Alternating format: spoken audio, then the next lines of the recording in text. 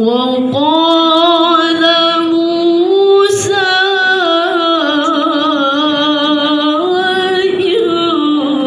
إن تكفروا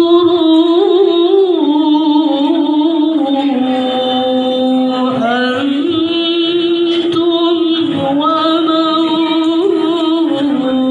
في الأرض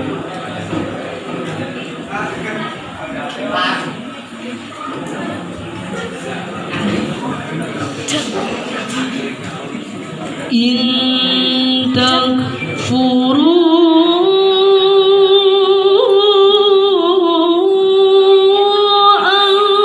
أنتم ومن في الأرض جميعا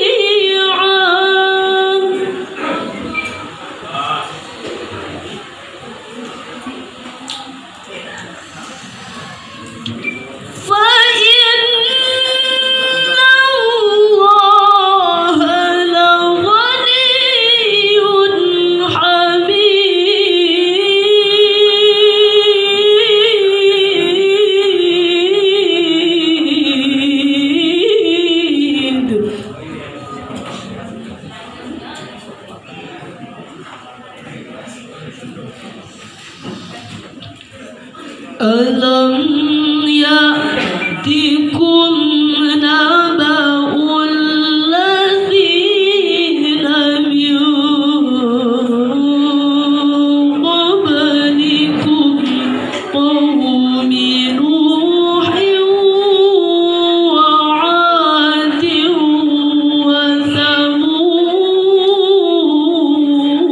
وثمود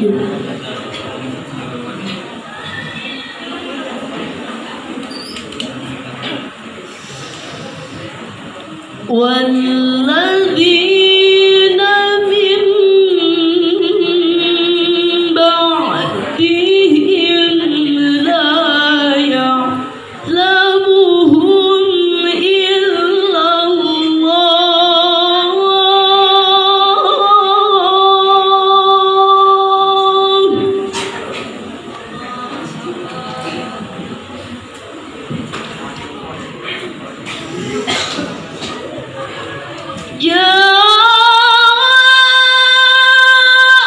جاءتهم رسلهم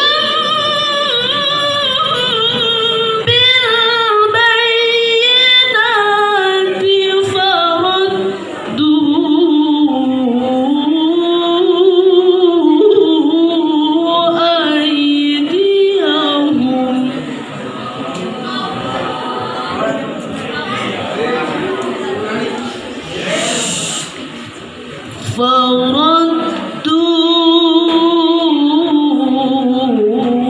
فردوا أيديهم في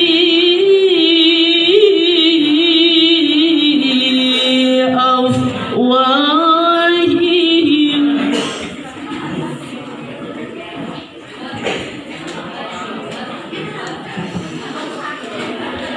في أفواههم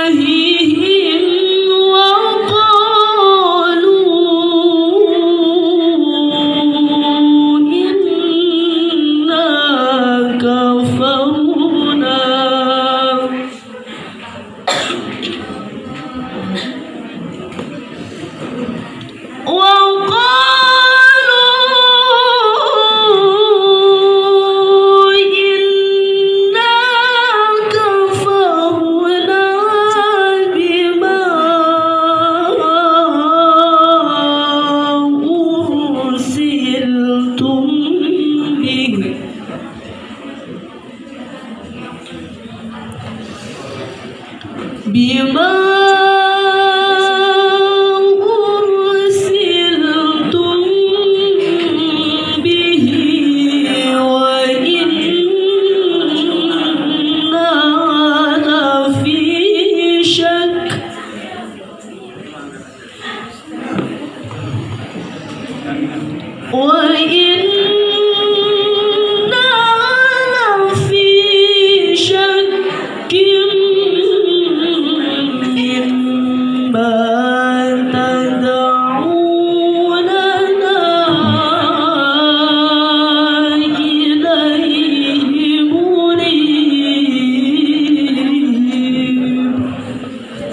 صدق الله العظيم. السلام عليكم ورحمة الله وبركاته.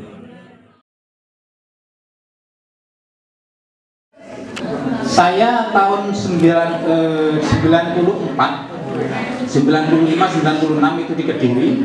Kemudian setelah itu saya akan melanjutkan ke Lipia di Jakarta. Di sana bebas SPP, walaupun tidak punya PIP apa segala macam bebas. Semuanya full beasiswa. Bahkan tidak hanya itu, setelah itu disediakan beasiswa langsung ke Madinah. Apa itu Lipia? Pertanyaan kan begitu. Lipia adalah sebuah lembaga pendidikan yang menjadi kepanjangan tangan pemerintah Wahabi di Saudi Arabia yang ditempatkan di Jakarta. Saya masuk sekolah di situ. Saya ikuti tes, dari tes administrasi, kemudian tes tulis, kemudian tes listening. Kalau bahasa Arab apa sih namanya listening? Bukan, musma apa gitu, kalau pas lolos semuanya.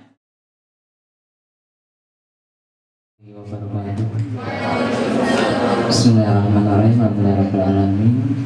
Langsung saja, sebelum kita mulai doa, mari kita baca syahadat, istighfar, sholawat, salawat. Setelah itu Al-Fatihah, nanti hadirnya saya, lalu terus doanya.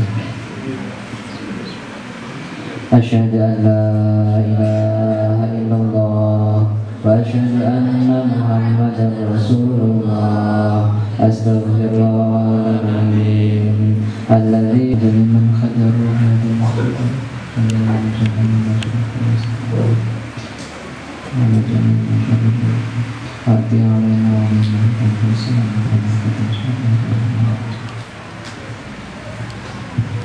Al-Fatihah. Bismillahirrahmanirrahim. Alhamdulillahirabbil alamin arrahmanir rahim maliki yaumiddin. Iyyaka na'budu wa iyyaka nasta'in ihdinas siratal mustaqim siratal ladzina an'amta 'alaihim ghairil maghdubi 'alaihim waladdallin. Amin. Bismillahirrahmanirrahim. Yang mendapatkan hudan atau petunjuk karena sudah datang di acara pembekalan kelas 12, maka saya meminta tolong Bapak Nurholik yang jauh-jauh datang dari Jogja ini, berikan porsi hatimu untuk beliau. 2 jam saja hari ini ya. Hatinya dibuka. Kalau hatinya nggak dibuka, ilmunya nggak bisa masuk.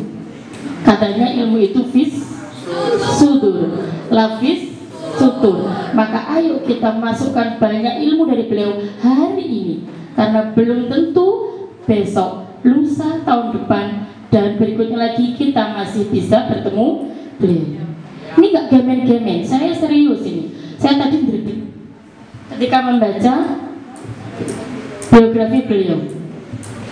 Boleh ya, agak alot sedikit ya. Karena anak-anak zaman sekarang kalau kita serius, Pak, nanti malah ngantuk. Kita agak guyon sedikit boleh, kita agak alay sedikit mengikuti mereka. Boleh ya, dikit-dikit ya. Saya masih sibuk penelitian, masih ngobrol-ngobrol santri. Luar biasa.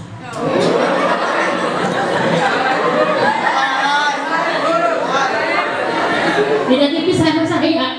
Bedanya saya nggak punya pesantren gitu aja. Saya juga kan loh Pak Sibu Pak. Dari di sini Pak saya. Sama saya juga.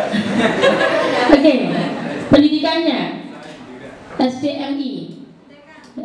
Nanti sebelum ke situ adalah setiap manusia itu berangkat dari sejarahnya masing-masing ya. Ada dari anaknya si A, anaknya si B. Itu hal biasa. Tapi kalau orang hanya mengandalkan itu bukan generasi berkualitas. Selain ayah dan ibu juga di bawah, tapi juga harus semangat ya. Harus semangat, harus tekun, harus punya giroh ke depan. Giroh semangat. Terginas ya, bukan tergiling. Makanya mana itu ya. Siapa kita itu harus ngerti kita itu siapa. Oh, kita itu bukan berarti saya adalah Ahmad Sibian atau saya adalah Siti Munawarah gitu. Ada nggak sih? Kita itu adalah mewakili satu komunitas atau kelompok masyarakat kita. Juga mewakili orang tua kita, juga mewakili bangsa kita Indonesia. Kita harus ngerti. Dari siapa kita berangkat? Dari pesantren. Pesantren itu yang mengajarkan ilmu Ahlussunnah wal Jamaah. Ilmu-ilmu tentang kita, ilmu-ilmu tentang wirid dan seterusnya.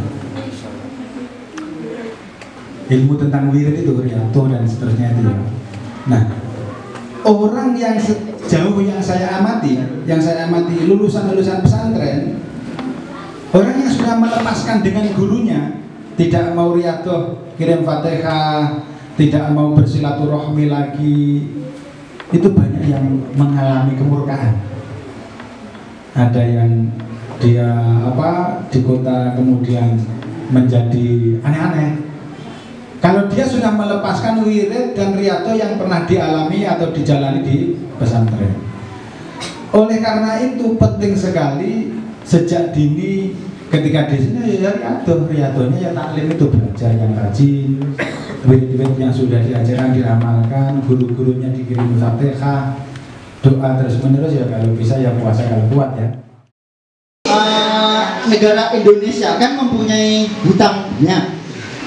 Nah, jika sebelum hutang negara belum dilunasi atau negara Indonesia belum melunasinya, di saat kiamat tiba, apakah rakyat seluruh rakyat Indonesia menanggung dosa hutang?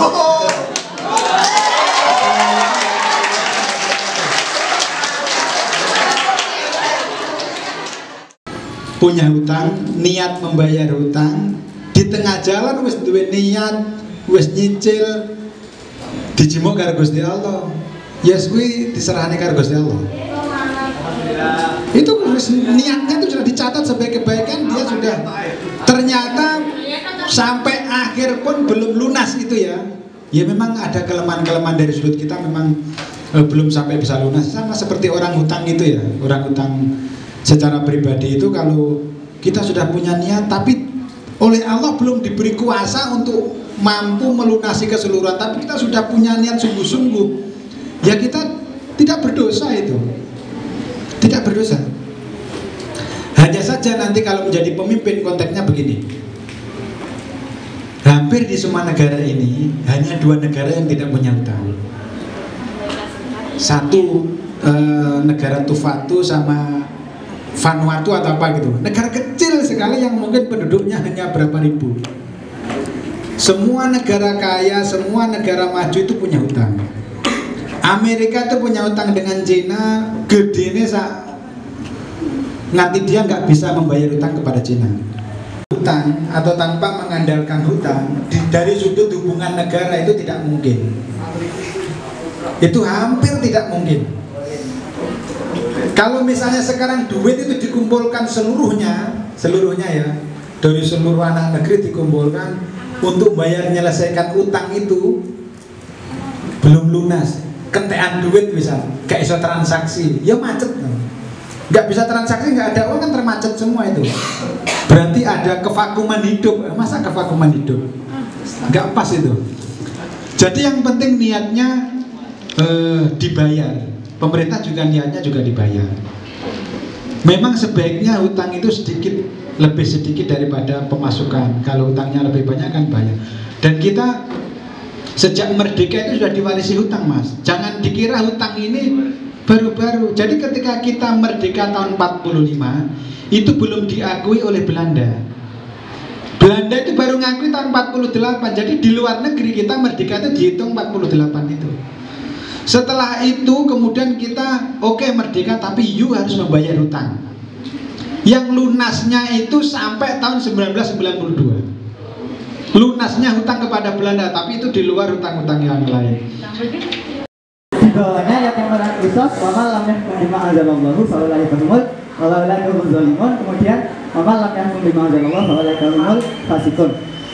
Dari ketiga ayat tersebut, tafsiran ketiga ayat tersebut yang ideal dengan pemahaman ahli sunnah wal jamaah itu seperti apa? Kemudian perbedaan antara man yang al-kafirun, al-zalimun dengan al-fasiqun itu seperti apa? Terima kasih. Dulu waktu ada tahkim antara Imam Ali dengan Muawiyah, kan calon yang mewakili Imam Ali, Abu Musa kan, itu ditipu oleh kelompoknya Muawiyah. Lalu tidak terjadilah damai. Padahal mereka sudah mengangkat Al-Quran ingin berdamai. Karena tidak adanya damai, tapi kemudian Imam Ali menerima itu ya. Kelompok yang dulunya mendukung Imam Ali kemudian berpisah dari Imam Ali, namanya Khawarij. Cucu-cucunya sampai sekarang lah kira-kira. Orang Khawarij ini mengatakan tadi wa ma lam yahkum bima anzalallah fa ulaika humul kafirun dan seterusnya itu. Sehingga Imam Ali disebut kafir, Muawiyah disebut kafir, Imam Ali ada Abu Musa al-Asy'ari, terus Muawiyah itu ada juga sahabat-sahabat Nabi juga ada. Dianggap kafir. Bayangkan Imam Ali itu sholatnya, rajinnya minta imam tarekat itu Imam Ali selain Sayyidina Abu Bakar. Ya Muawiyah juga seorang muslim yang ngaji juga. Terus dikeluarkan dari Islam hanya gara-gara 12 sampai. Nah, kalau budget angkel tentang yang sudah disinggung oleh Bapak tadi, bid'ah. Ketika aswaja kan bahwa ketika anak-anak agama itu belajar usul fikih itu ada hukum taklifi dan hukum waqi. Dan bid'ah ketika orang-orang aswaja melakukan perkara atau amal yang tidak sesuai dengan Wahabi atau yang berbeda itu kan dihukumi bid'ah. Itu hukumnya bid'ah. Awaknya kalau maca tahlil karo nyekel patahan itu bid'ah ngoten. Nah, terus ketika mereka menghukumi bid'ah, apakah bid'ah itu menjadi hukum di Wahabi? Sedangkan yang dipahami oleh Aswaja kan hanya ada hukum taklifi dan hukum mati. Apakah di Wahabi itu memang bid'ah itu dijadikan hukum? Dan ketika dijadikan hukum itu mukabilnya apa? Contohnya kayak halal itu kan mukabilnya haram gitu Pak. Terus yang ketiga pertanyaannya, apakah bid'ah itu ada yang selain dari amal ubudiyah? Kayak contohnya tadi menyanyikan selamat ulang tahun kepada Pak Nur Khalid Ridwan yang sedang ulang tahun sekarang, itu apa juga? Bahwa Habib Kesasar itu adalah Imam As-Sawi yang mengarang Khasya As-Sawi. Di dalam salah satu tafsirnya tentang Khasya As-Sawi itu beliau menyatakan bahwa ayat ini diturunkan berkaitan dengan perilaku orang-orang Khawarij. Wa Khawarij fi zamanina al-Wahabiyun. Dan Khawarij pada zaman kita adalah orang-orang Wahabi. Terus yang kedua ada Ibnu Abidin. Ibnu Abidin ini Al-Hanafi, pengarang kitab-kitab yang banyak, kitab Durrul Mukhtar, Ijabal Ghoi, Jadikan Buddha, dan terus kemudian jangan tanya, itu aja tanya sama kuliah nanti. Dijadikan budak di sana dan tidak ada yang disebut negara Islam di sana. Karena yang ada apa? Teman-teman yang juga mengaji, sholatnya dibunuh semua. Jadi mereka diapusi, terus kemudian mereka ingin pulang. Ceritanya itu kan ngenes. Bapaknya sudah dibawa ke bapaknya itu pegawai apa di Jakarta, ikut juga di sana mendanai, terus kemudian ingin pulang. Ya di sini sebagian yang enggak usah, enggak boleh pulang, kan gitu kan, ada yang begitu. Ya nelongso juga kan seperti itu. Satu, dia secara ilmu dikamuflase atau diapusi. Yang kedua, di sana menyaksikan ada tipuan-tipuan. Yang ketiga, mau pulang susah. Sekarang di pengungsian. Di pengungsian. Kan ngerti, santri jangan sampai begitu. Santri harus tetap santri, jangan sampai menjadi Islam anyaran. Mau santri kok jadi Islam anyaran. Jangan sampai menjadi Islam kagetan. Kita Islamnya yang Islam rahmatan lil alamin. Itu saja. Terima kasih. Wassalamualaikum warahmatullahi wabarakatuh.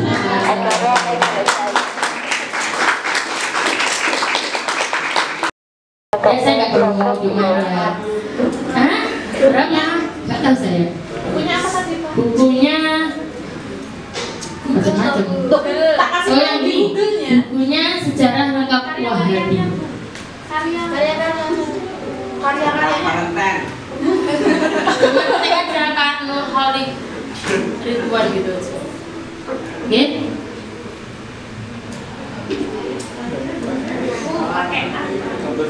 Oke, terima kasih ya. Dari sini dari saya sebagai moderator saya coba sekian. Wabillahi taufiq wal hidayah. Assalamualaikum warahmatullahi wabarakatuh. Waalaikumsalam warahmatullahi wabarakatuh. Oke, Pak. Ya inilah oh iya dong di KL dua lagi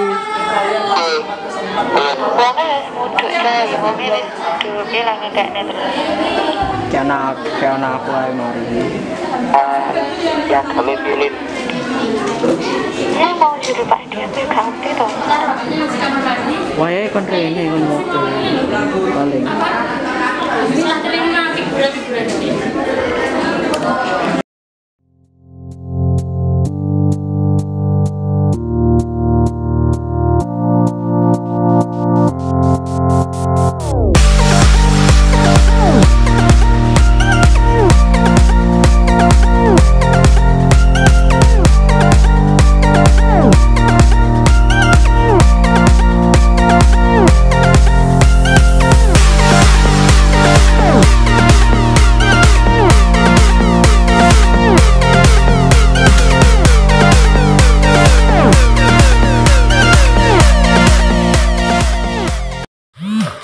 Assalamualaikum warahmatullahi wabarakatuh. Saat ini MA Unggulan Manggaluda tengah kedatangan tamu dengan Bapak Nurholik Ridwan. Assalamualaikum Bapak.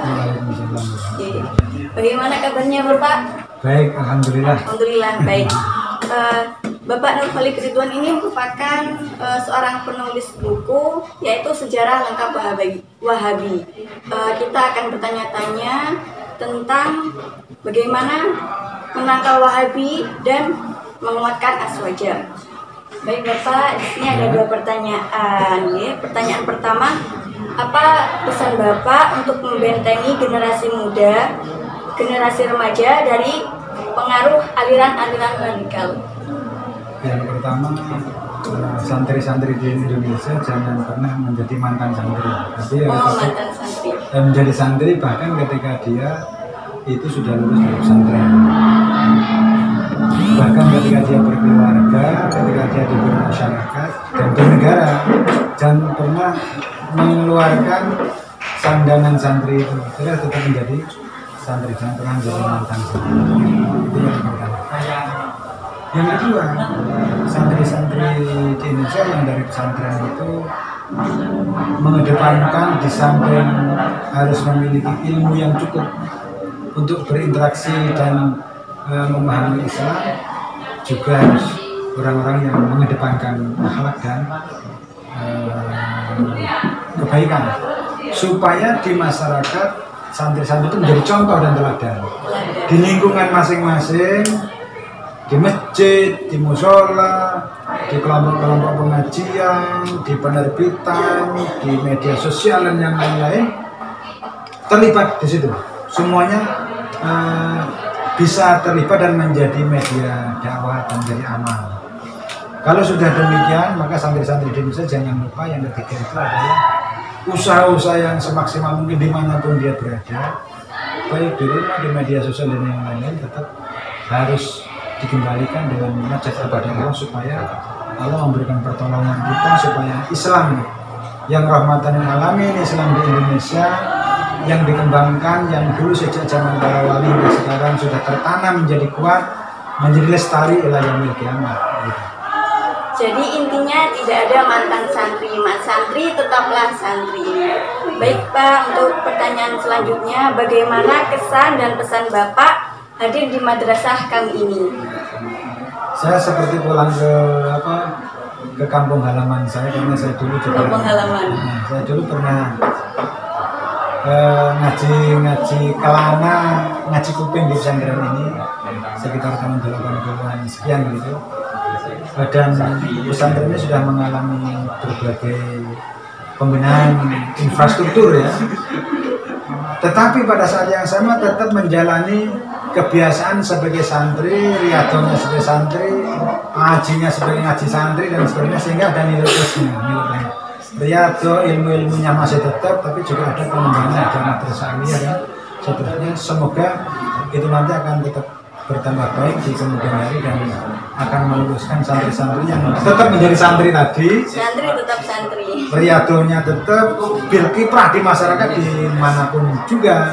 Jangan sampai hanya di masjid, tapi juga di segala lini santri tetap bisa berkiprah. Diniati yang penting adalah menjalani hidup ini dengan ikhlas untuk mengabdi kepada Allah. Di semua lini, ketika kita menjalankan itu dengan baik, kita pada dasarnya juga beribadah kepada Allah.